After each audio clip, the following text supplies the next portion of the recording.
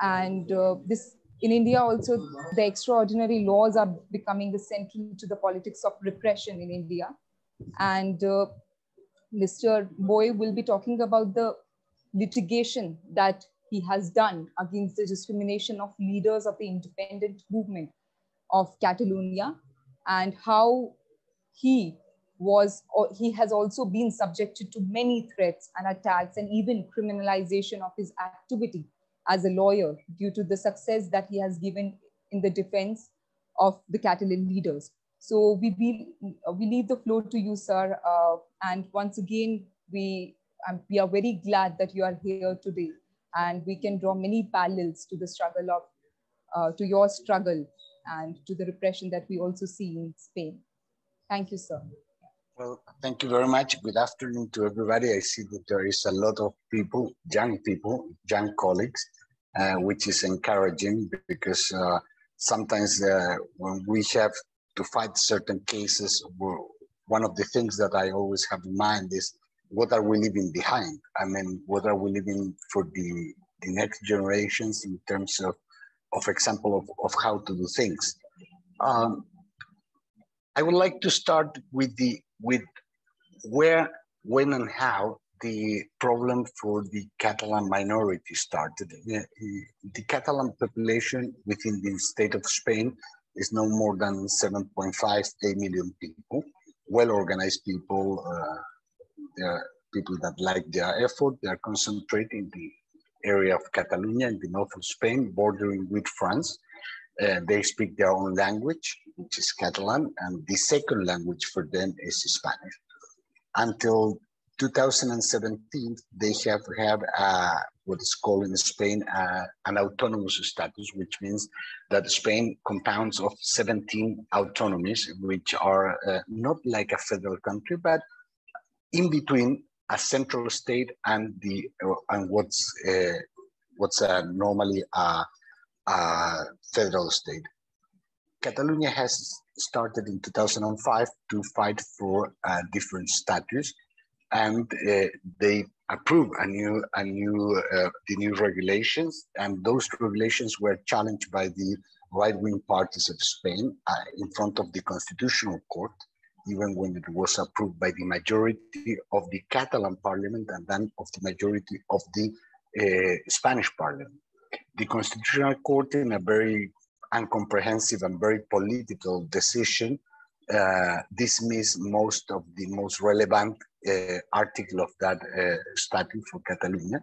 And then the people in Catalonia, a vast majority of the people in Catalonia, start thinking that it's time to take further steps towards an independence or towards a different situation.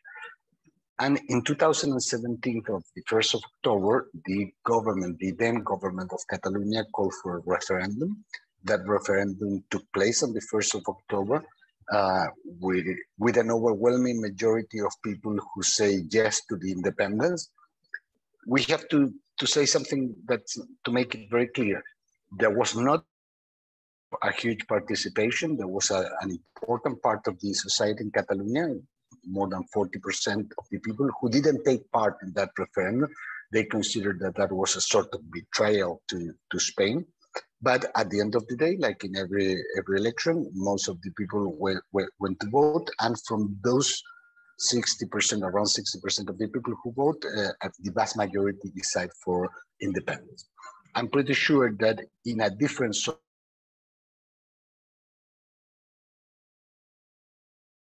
the participation will be much higher and the results will be also a bit different. But in any case, since the 1st of October 2017 until now, there has been several elections in Catalonia for central government, for Catalan government, for European Parliament, again for Catalan government and for city council.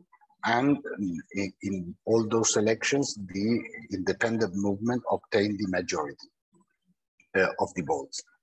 But after the 1st of October 2017, the Spanish government reacted in a very predictable, in my opinion, predictable way, and they considered that referendum was a rebellion. they classify it as a rebellion, and they present criminal charges against the former government of Catalonia and different civil society leaders. And they start the process of criminalization of the politics, which implies sending people to prison. The first people that went to prison were two social leaders. One is Jordi Cuixart, who is the president of the Òmnium, which is one of the largest NGOs in Catalonia, and the other one is Jordi Sánchez, who was the president of the other largest NGO in Catalonia, called the Catalan National Association. Both of them were sent to prison in mid-October. And then at the end of October, the prosecutor, the Spanish general prosecutor, filed charges against the government itself. They were called to appear in court on the 2nd of November, 2017. And at that day, most of the government show up in court, but President Puigdemont, the then president of Catalonia, President Puigdemont, and 7 other people of his government decide to went to exile. From that moment, I start advising them. In the moment that they decide to go to exile, I start advising them as a lawyer. And one of my advisors was that they should go within Europe to one of 5 different, I proposed them 5 different jurisdictions, which was United Kingdom, Ireland, Belgium, Holland, or Germany. Why those 5 jurisdictions? Because I thought, and I still thinking, that those were the places where we can defend them best. As I said before, on the 2nd of November, most of the government show up in court, and the same day, the National Court of Spain sent them to provisional prison, to pre-trial detention. President Puigdemont on that day show up in Belgium, and we present him to the court in Belgium. The court in Belgium decide to release them on bail, a very simple bail that they should inform the court if they move outside Belgium. And then we start the fighting for an extradition process. In December 2017, we won that extradition process. And that was for the Spanish Central Authority and also for the Spanish nationalists, that was like a big defeat that they couldn't accept. And in that moment, they start to criminalize not only the behavior of the Catalan politicians, but also the behavior of whoever helped them.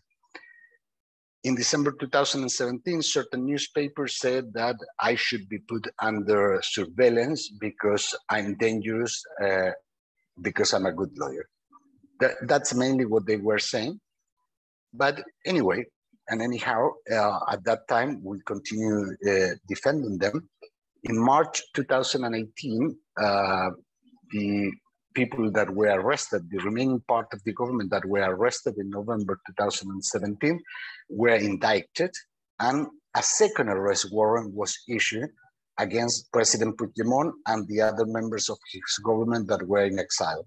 At this time, President Puigdemont was traveling from Finland to Belgium through Germany, and he was arrested in Germany, in the German-Dutch border, and was sent to provisional prison for some 10 days, 12 days, until he was released on bail also, and remained in Germany for 3 months. That was the time that we used to defend him against this second extradition. In July 2018, the High Regional Court of Schleswig-Holstein in Germany decided that the facts for which he was requested as for extradition does not constitute a criminal offense in Germany. Before even that the German prosecutor could appeal, the Spanish Supreme Court withdrew at that time the extradition, and did the same with the extradition sent to the other member of his government in Belgium. From that moment onwards, we were sure that at a given point, there will be a third extradition. And of course, they start at that moment targeting me specifically because this was the second defeat and they were not prepared to accept a second defeat, and especially not in Germany, because they considered that a defeat in Germany was far too much for the Spanish ego, if we can say it in that way. And then they start different attacks in the medias, threatening campaigns, tax surveillance, all sort of procedures against me. But well, it's normal under certain circumstances that those things happen in Spain, where it's a very nationalist country, and we accept it. But the President Puigdemont and his former cabinet members that were in exile, they decided to run for the 2019 European election. They wanted to become European members of the European Parliament in this jurisdiction of Spain, but without coming to Spain. The Spanish authorities tried by all ways to prevent them from being eligible for the post. And then when they won the election, and they won it with a vast majority of votes, an incredible amount of votes, non-expected, even not by them, the high amount of votes that they received, and not only in Catalonia, then they tried to prevent them from being able to sit in the parliament, to take their seats in the parliament, and they also started to study undercover operations against them, so to try to prevent them for exercising the duty and the job for which they were elected. We went to the European Court of Justice and we won there, and the European Court of Justice recognized after 6 months their right to be considered member of the European Parliament. So in January 2020, they took their seats. Just 2 days after they took their seat, the Spanish Supreme Court presented a motion to the European Parliament to lift their immunity so that they can be surrendered to Spain on a third extradition order, which is amazing because those are the same facts, the same criminal offense, the same person, and we are now fighting the third extradition order. Because of the pandemic, everything was slowed down, and on the 9th of March 2021, the European Parliament lifted their immunity and allowed to continue the procedure of this third extradition. The surprise for everybody was that the European Parliament voted 58% against 42%, 58 in favor of the lifting the immunity and 42% against the lifting the immunity. And now we are at the European Court of Justice fighting that resolution. Why I make all this this diagram or this timeline of what had happened? Because the key issue as a lawyer here was when they present me the problem, I designed a strategy that was, or it has been implemented from day one, but still being implemented nowadays. In Europe, there is the European Union, and we have a certain degree of common law. And within those common law, there is the Treaty of Lisbon, which is like the Constitution of Europe. And in the Constitution of Europe, it says that Europe is a space of freedom, equality, and the protection of the rights of minorities. So under the motto of protecting the rights of minorities, we have structured the whole defense of the Catalan leaders. Why? Because really, no matter what the Spanish government says, this is a clear fight for the rights of a national minority within a state like Spain. Spain is a country compounded by several different national minorities. There are the Gallegos, the Basque, the Catalan, the people from the Canary Island, and the people from the Balearic. Those are national minorities. And we also have certain religious minorities like the Muslims, which are also undermined in their rights. The idea of taking them into exile was to internationalize the defense of those leaders. We have said it is not possible to receive a fair trial within Spain if you are not protected by the European law and you are not protected by other countries' courts. And we have two examples. The leaders that were presented to the Spanish court nowadays are all serving long-term prison conviction. They were convicted between 10 and 13 years for sedition, a crime that is very undemocratic because it's a crime that in most of the countries in Europe is not accepted as a criminal offense. But they are since the 2nd of November 2017 in prison, first nearly 3 years in pretrial detention, and since last year convicted. And they will serve a long prison term.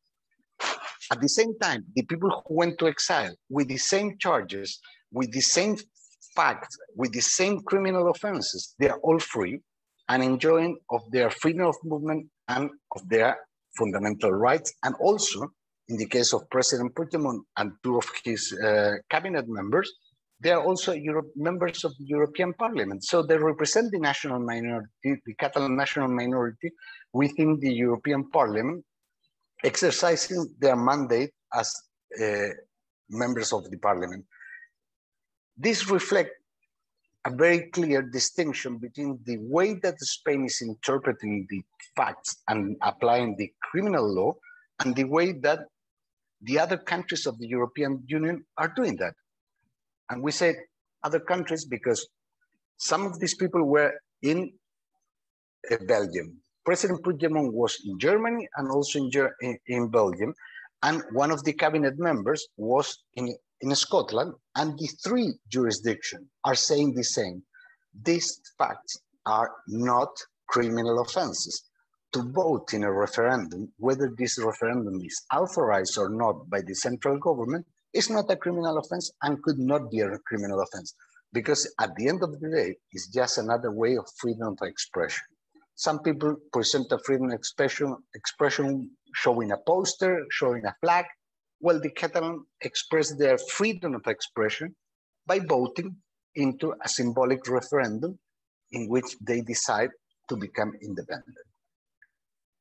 Of course, that referendum got not a legal binding effect, but is very indicative of the intention of a vast majority of the Catalans.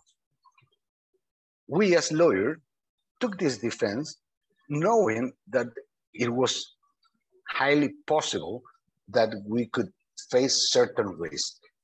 Why certain risks? Because Spain is a centralized country at the end of the day, but especially because they still having a mentality where either you are part of Spain or you are against Spain, and they are very nationalist, and they do not accept the distinction between being member of the Spanish state, but belonging to another nationality or another minority, or even another religion. And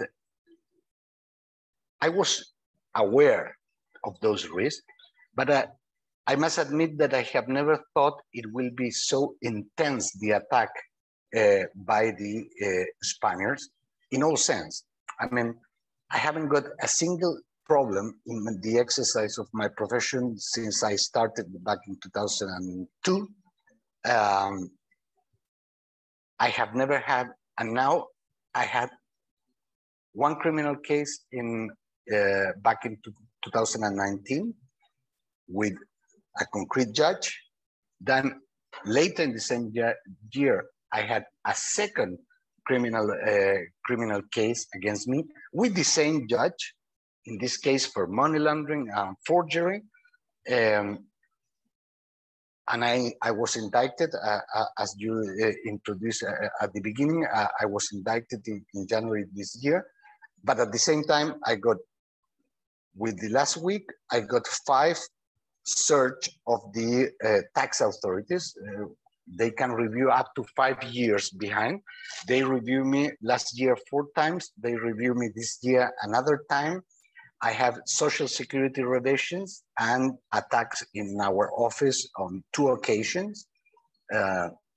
apart from a search in my office and a search in my house ordered by a court, which means first came the police with a court order and they searched my house.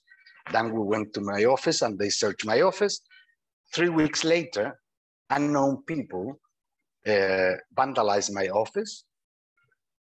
8 weeks later, unknown people vandalized my office again. And a lot of death threats has been received, both in my office, on my phone.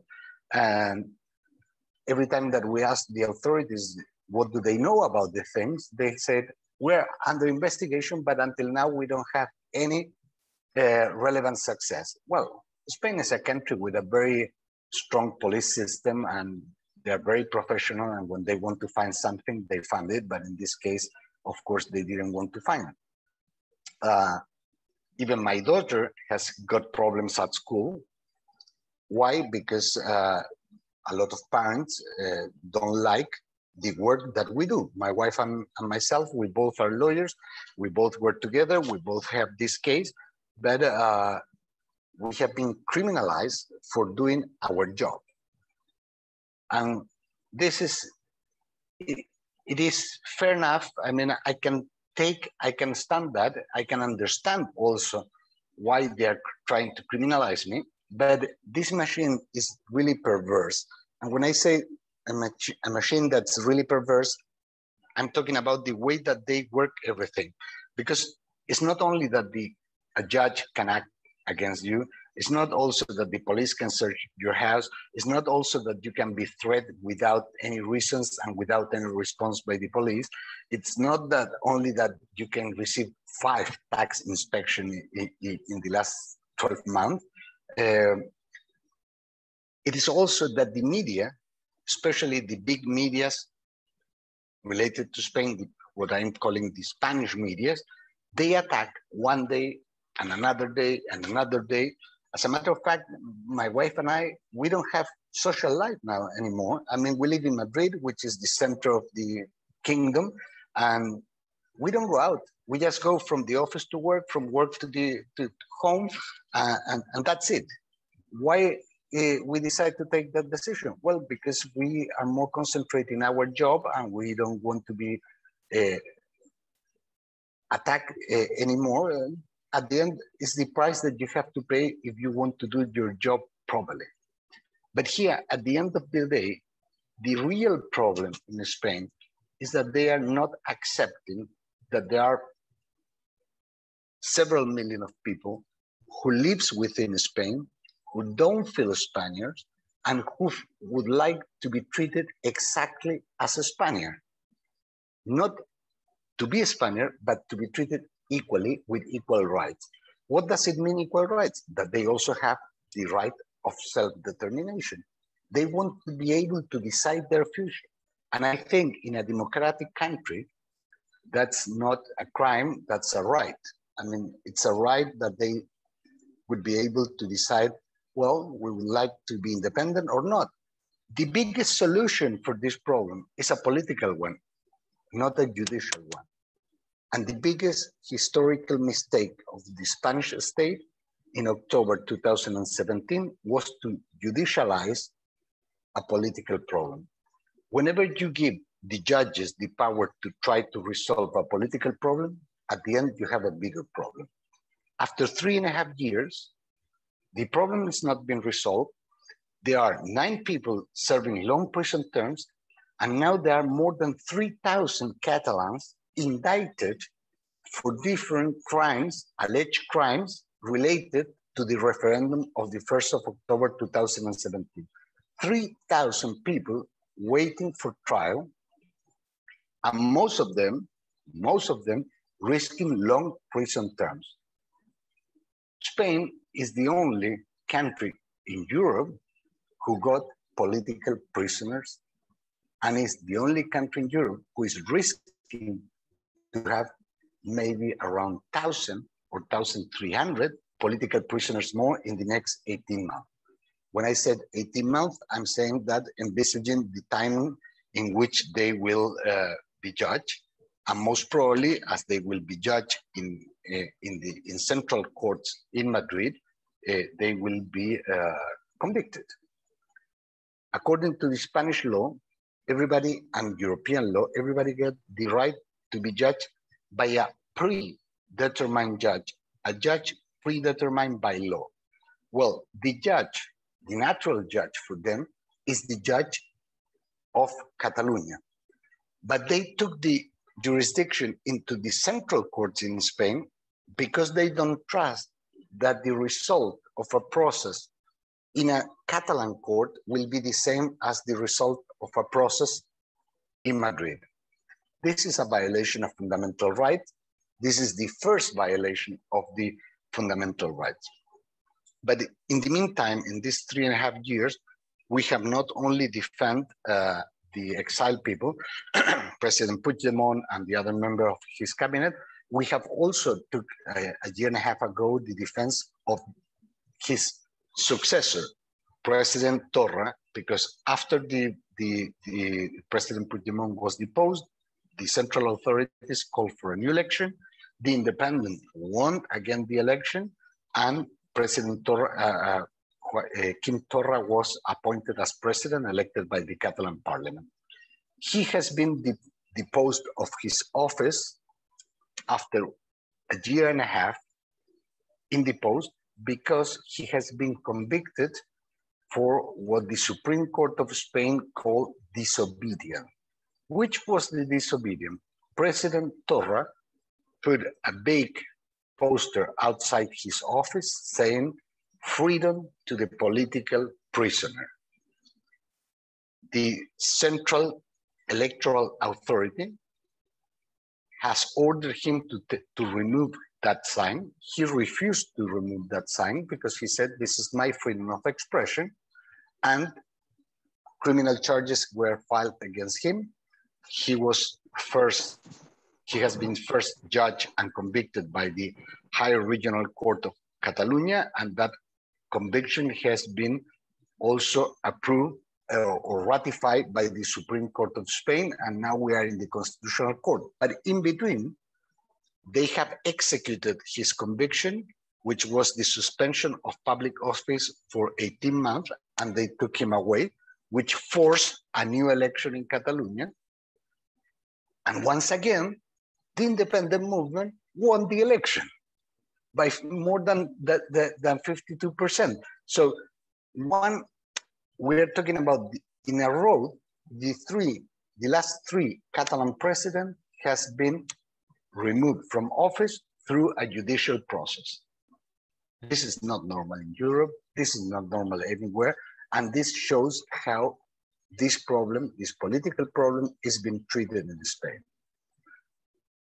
At the same time that we defend President Torra and President Puigdemont in exile, we are defending the actual president of the Catalan parliament. And she has been attacked from the day that she started to work as MP in the Madrid Central Parliament. She has been criminalized for everything that she was doing when she was culture minister here. And now she has been elected by a vast majority of the Catalan people as the president of the Catalan parliament. Her predecessor is sitting in prison, serving a 10 years conviction for sedition. And if things go in accordance to the Spanish way of solving problems, she may end up sitting also in prison for a quite long term. So, as you can see, everywhere you look to, there is a court, a prosecutor, a Catalan leader, and a conviction. And here we have to think, we can think in two ways. Either the Catalans are very used to commit crimes, or the Spanish authorities are very used to criminalize their political activity. I will think that is the second way, because that has never happened before, and we hope that this will not happen later. But today, when I'm talking to you, I'm just coming out from the Catalan parliament some minutes ago, and out of the 74 independent members of the parliament that are independentists, 18 are already indicted for different crimes. And the rest are waiting to be indicted at any time. This is the way that Spain is treating a political problem. And when these things start in this way, the next road of people to be attacked are we, the lawyers. There is no difference between what I'm suffering as what other colleagues of us are suffering in Turkey. Maybe the method. It's true. I have not been arrested. I have not been put into pretrial detention. I have not been tortured. As colleagues of mine, even friends of mine in Turkey has been. But we are not only under direct control by the authorities, but also we are facing a criminal process that may put me in jail for up to 12 years. And that's the way that the right of defense is being respected. Why? Because at the same time that I'm thinking on how to defend the political leaders, I have to think on how to defend myself. And this is a way to try to weaken their defense. As a matter of fact, I went to the European Parliament to defend the process of lifting of the immunity of President Puigdemont the afternoon that I was called to the National Court in Spain to defend myself of my indictment. This is not a sound way to practice the legal profession, but it's also not a good indication of the democratic standards. We lawyers need to be respected. What is going on in Spain is not different to what has suffered President Lula in Brazil, where a judge has sent him to prison and prevent him from becoming candidate to become president of Brazil in what's called a clear case of lawfare, creating a file with false witness in order to put him in pretrial detention. At the same time that President Lula was sent to prison, 2 of his lawyers were accused of money laundering and forgery. And they spent 3 years defending President Lula and defending themselves at the same time. Why? Because this is a perverse way of using the legal means in a criminal way to criminalize the enemies, not the opposition. I mean, they treat us like enemies. I can accept that they don't like what we do, but what I cannot accept is that they criminalize what we do, because we do nothing else than being lawyers and defend our client in the best way we know it. And this, unfortunately, sometimes when I talk about this with people from other countries, they said, especially in Latin America, they said, but Spain is a democracy. I said, I have no doubt, but it's a very imperfect democracy in which the high ranking of the judicial have taken control of the political life and of the life of everybody. And this is crystal clear in the last years, and the Catalan case is nothing more than an expression, a clear expression of how little changes have been done in the Spanish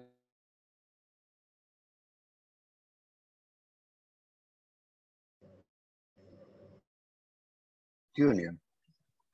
There is a space like Spain where the European main values and law are not being respected.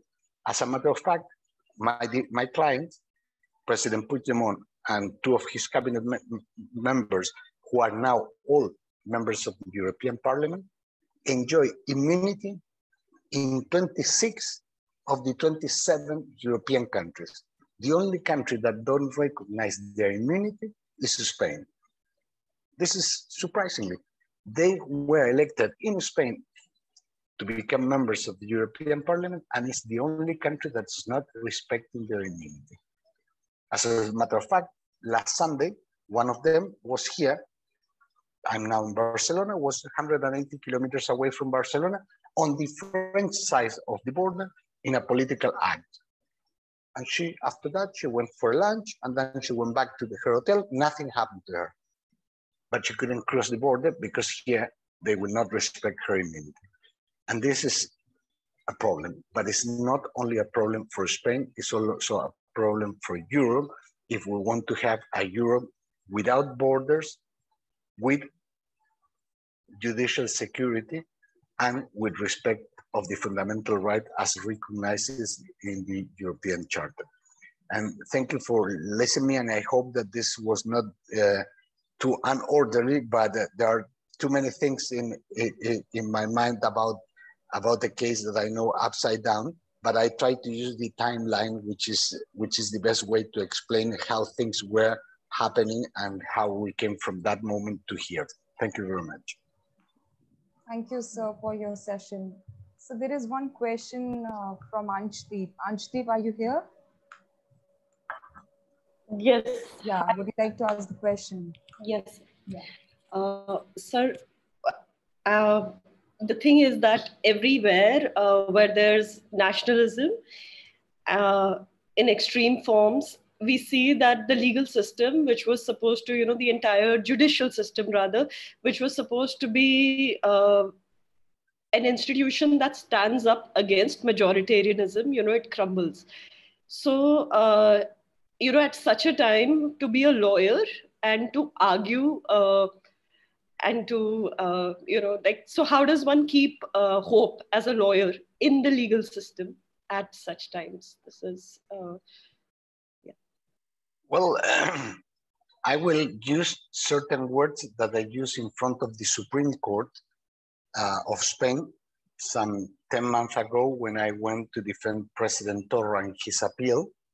I say, Your Honor, even if you don't believe in law, I do believe in law, and that's the reason why I'm here defending my client. Maybe I'm wrong, and we all believe in law. Let's prove it. I still believe in the rule of law. I feel very comfortable in the rule of law. And if there is a court like the Spanish Supreme Court that does not believe in law, that's more their problem than my problem. I will try to change them, but they will not change me. Thank you so much, sir. Thank you. Thank you, sir. Sir, there is one question that I have, and that is not really related to the topic that we are discussing or about the litigation, but it pertains to the pro-independence movement. So I just want to know, what is the support of that movement right now? Is it like people are still asking for a autonomous state, or they are asking for independence from Spain itself? Well, the last election were on the 14th of February, so we have quite a recent result. And 52% of the voters vote for independence.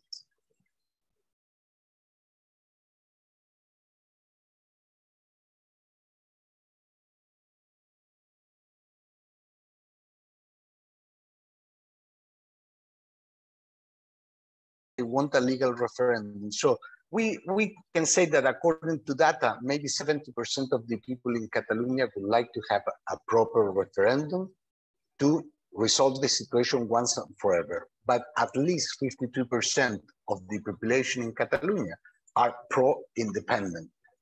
Maybe 10 years ago, they just wanted to have a better autonomy.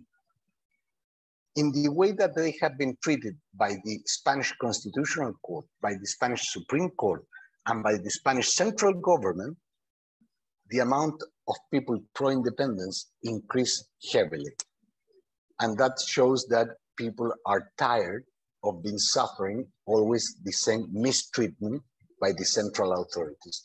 And I always said to the few friends that I still have in Madrid, I always said to them that nothing creates more independence in Catalonia and in Basque Country that wrong judicial decision that undermine their rights as a national minority. Because people can suffer, but people are not stupid. And people know their rights. and people just want to exercise their right. That's all what they wanted. They want to go one Sunday and put a vote in a ballot and take a decision that should be respected by everybody. And I'm pretty sure that if Spain do that, Spain will make a major jump into the future of Europe, and of course will settle this problem, this political problem, once and forever. Which way it will be settled? I don't know it. We have to have that election. If we have that election, maybe we will know it in which way, but at least we will settle the problem. And I think that's the reality. And to be honest, President Puigdemont has been elected as member of the European Parliament. Out of the 51 members of the European Parliament, he is the 15 who got more votes than everybody else within Europe. And Catalonia, of course, is a very small part of Europe. So I think their support is big. Thank you, sir. If anyone has more questions, we can wait for 2-3 more minutes, and then otherwise we will end the discussion today. So, sir, we can wait for 2-3 more minutes. If anyone has any question, I'll direct it to you.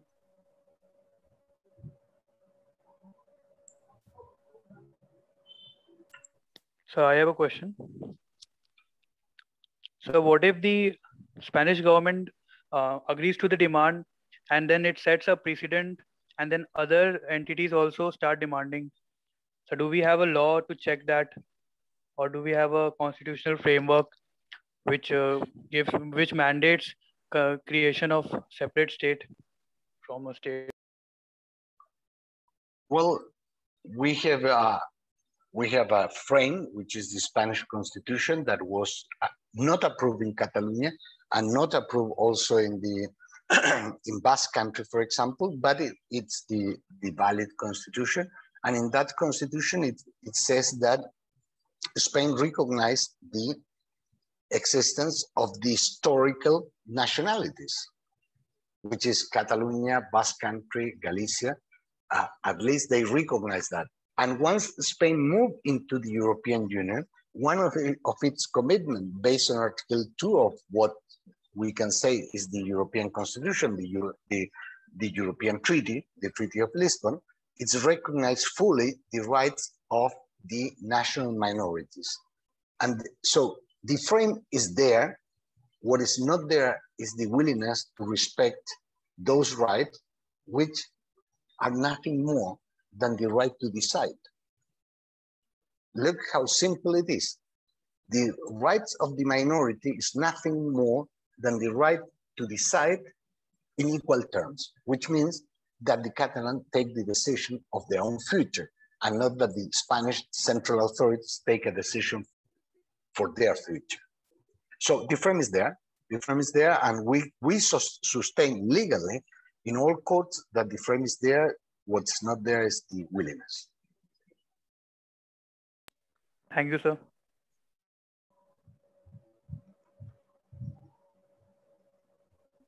Thank you so much, Mr. Boye. It was a very enlightening session.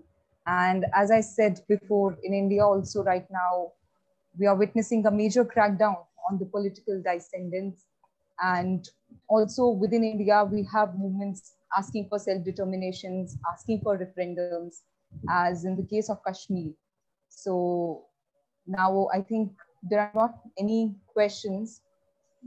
So we will email you the questions if we have any more questions, and then we'll end the session here.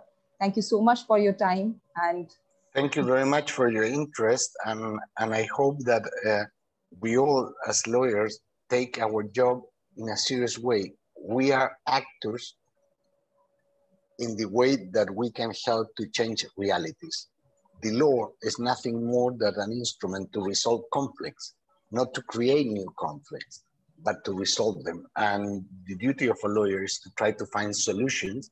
And sometimes those solutions are very painful also for the lawyers. But at the end of the day, if we believe in law and we believe in the rule of law, we have to take those risks. That's our obligation. As a doctor, medical doctor has the commitment to save life. We have the commitment to save freedom. Sir, we have with us Mr. Colin Gonzalez. He's a senior advocate of India, and he's a founder of Human Rights Law Network in India. So he is with us, and I would take this chance to introduce you to him. Colin, sir, if you are here. Yeah, I just wanted to say it was such a wonderful talk and so easy to understand. And I'm really grateful that you could join us. And we have a lot of young people who logged in today, about 100+ people. And I think they will take these ideas back to their friends. We have a huge, of course, battle in Kashmir, or what we call Azadi. If you ask a Kashmiri, what is it you want more than anything else, more than food, more than anything? And they'll say Azadi, which means freedom, because they have no freedom. And it's truly a situation where you are kept under control by the rule of the gun. Perhaps even more, in a more severe fashion than in Spain, because killings and extrajudicial executions are very common. Torture is endemic. And our country, which is supposed to be the country of Mahatma Gandhi and non-violence, is probably one of the most violent countries in the world. So we can identify with your cause. And when you say that your people are arrested and put in jail, and it's dangerous for you to go out and roam in the streets, we can understand this immediately. And I think all the human rights community in India would say, we are with you. The little we can do to support you, but we are totally with you. In our hearts, in our minds, in our political discourse, we are totally with you. And your talk was very inspiring to the young lawyers who participated today. Thank you very much. Yeah. Thank you very much. And let me tell you something. I mean, what I'm telling you is under European standards, which are not comparable with the situation that our colleagues in your country and in other countries are suffering. Even nowadays in Colombia, our colleagues in Colombia are suffering torture and murder and things that are totally different as what we suffer here. Here, what we suffer is what we can suffer under European standards.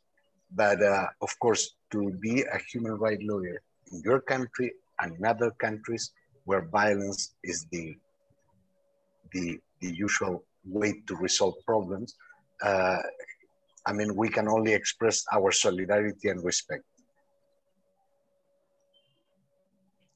Thank you, Mr. Boye, and thank you, Colin, sir, for your words. So we will end this session here with your words that let the solidarity be there with all the countries, with all the people across the world who are fighting for self-determination and for their rights. And we'll end the session here. Thank you, everyone, for joining. Thank you very much. Once again, Mr. Boye. Thank you. Thank you. Goodbye. Bye.